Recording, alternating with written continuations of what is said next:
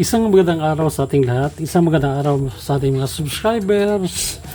Magandang araw po sa inyo. Isang short videos lang po tayo mga guys.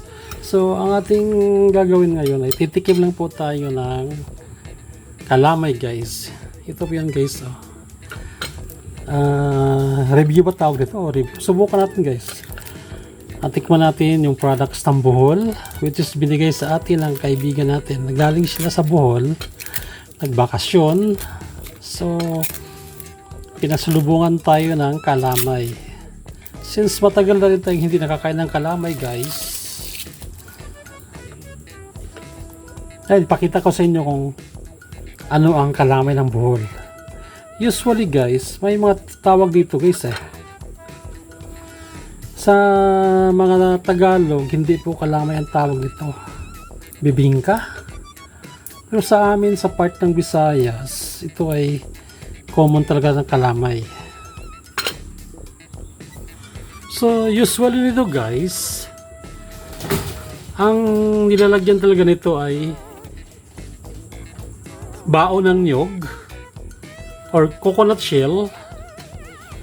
Yung buong coconut shell, yun ang paglagyan nito. So, nag-level up na sila ngayon sa Bohol.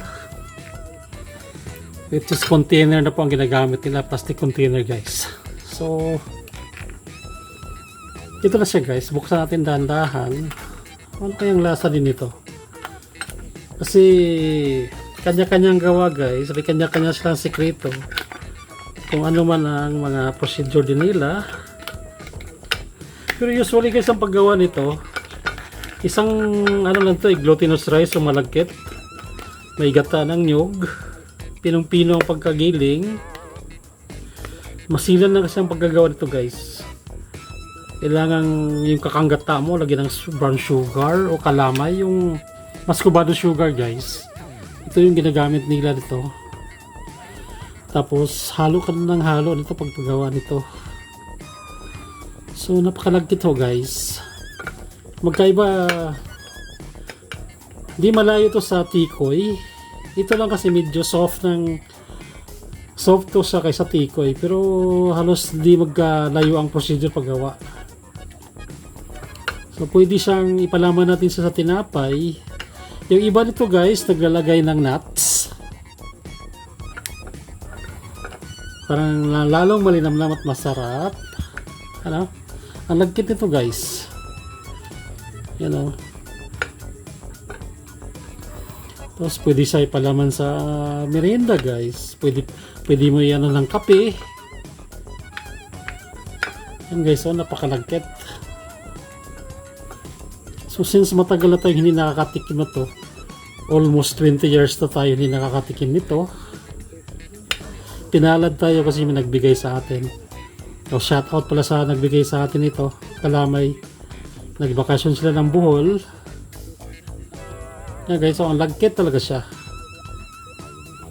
So, tikman natin guys kung anong lasa niya. Yan o, hindi magkalayo ng rugby guys, ano. Pero hindi siya kalamay lang talaga siya guys, ha.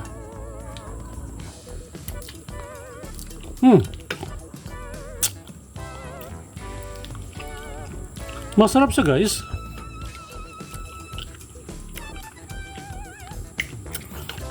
Masarap siya ipalaman sa toasted bread. Tapos yung black coffee ang iano natin, Paris.